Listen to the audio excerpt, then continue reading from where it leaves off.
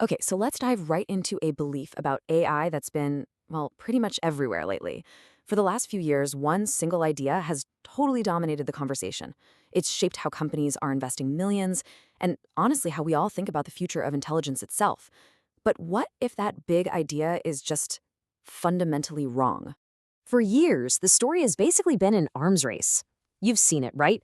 All the tech giants locked in this epic battle to build bigger and bigger and bigger models. The core belief driving all of this is that more is always better, and that's become the default assumption in boardrooms everywhere. And this has kicked off a total marketing frenzy. We've watched those parameter counts just explode, going from billions to now reportedly trillions. Now, an easy way to think of parameters is like the little knobs and dials an AI uses to learn. The more knobs it has, the more complex the patterns it can pick up. But with every new release being treated like a Hollywood blockbuster, these huge numbers have become the main and sometimes only way we measure an AI's quality and power. So today, we're going to push back on that. We are going to explore a quiet but incredibly powerful revolution that's completely changing how smart organizations think about and use AI. It's time to talk about right-sizing. So, what's the alternative to this whole bigger is better addiction? Well, it's all about a massive strategic shift. It's about embracing this idea that the best AI strategy isn't about finding the single most powerful model on the planet, but about finding the right-sized one for the specific job you actually need to get done. And this, right here, is kind of the dirty little secret of enterprise AI. Most of the stuff businesses do day to day, the real bread and butter of automation, they just don't need a super genius AI. Paying for a massive frontier model to, say, classify a customer email or pull a number off an invoice, it's just computational overkill. It's like using a sledgehammer to crack an. And when you really look at what makes a difference for a business, what actually matters to the bottom line, three critical realities just completely flip the script. We're talking about speed, privacy, and cost. These are the things that really move the needle, and they give the advantage back to the smaller models, not the biggest ones. And the difference in practice is it's stark. A giant model might take several seconds to give you an answer, which feels like an eternity if you're a customer waiting for help. A smaller, local model, it can respond in milliseconds. The giant models also force you to send your sensitive data out to a third party, but small models can run on your own servers, keeping all your information completely secure. And the cost? It's not even a competition. We're talking orders of magnitude cheaper, especially once you factor in all those hidden costs. Okay, so you might be thinking, sure, smaller models are fast, private, and cheap, but can they handle the really complex, multi-step jobs? And that's a great question.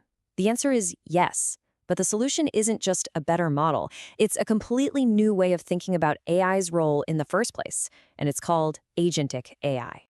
So this is a whole different ballgame. Unlike a chatbot that just sits there waiting for your next prompt, an agentic system is autonomous. You give it a high-level goal, and it just goes to work. So instead of asking it questions, you could say, plan a one-week trip to Italy for me in June, but optimize for cost and really unique experiences. The agent doesn't just list ideas. It would go out, research flights, compare hotels, build an itinerary, and could even book the whole thing for you, all without you holding its hand. So how does it actually pull that off? Well, it all comes down to this really cool cognitive loop. Let's take a business goal like research the top competitors for our new product. First, the agent plans. It breaks that big goal down into smaller steps. Identify companies, analyze their features, summarize market share. Then, it executes, using tools like web search or data analysis to get the job done. And finally, and this is the magic part, it evaluates its findings, learns from them, and refines the plan. Maybe it finds a new startup it missed and adjusts its whole strategy to dig deeper. It's this continuous loop that gives smaller, specialized models such incredible power. And look, this isn't just some far-off theory. This right-sized agentic AI is already out there in the real world, transforming how work gets done across some huge industries. In healthcare, this is absolutely massive. I mean, imagine an AI agent that can analyze a patient's entire genetic profile and clinical history to design a treatment plan that's perfectly tailored to them.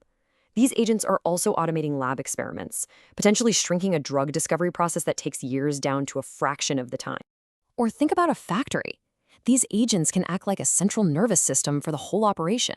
They can monitor thousands of data points in real time to optimize production lines, predict when a machine needs maintenance before it actually breaks, and manage incredibly complex supply chains.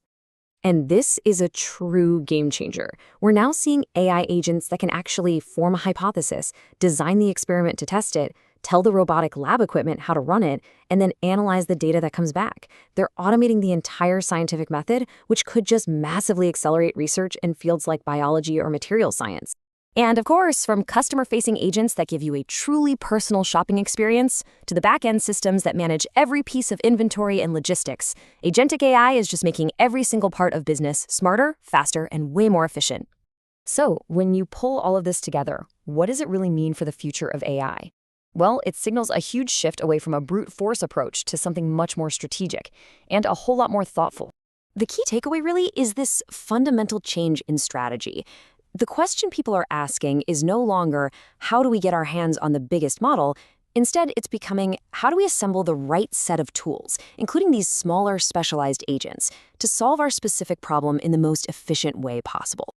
This quote just nails it. It perfectly captures the new strategic advantage. Winning in the future isn't going to come from just buying access to the biggest AI. It's going to come from the intelligence and the thoughtfulness of how you deploy AI to create real, tangible value. And that brings us right to the final question. It's a question that reframes the entire conversation we're having about artificial intelligence. It helps us move past all the marketing hype and puts the focus back on what actually matters, using smart, efficient, and thoughtful AI to solve real-world problems. So, what's the right size for you?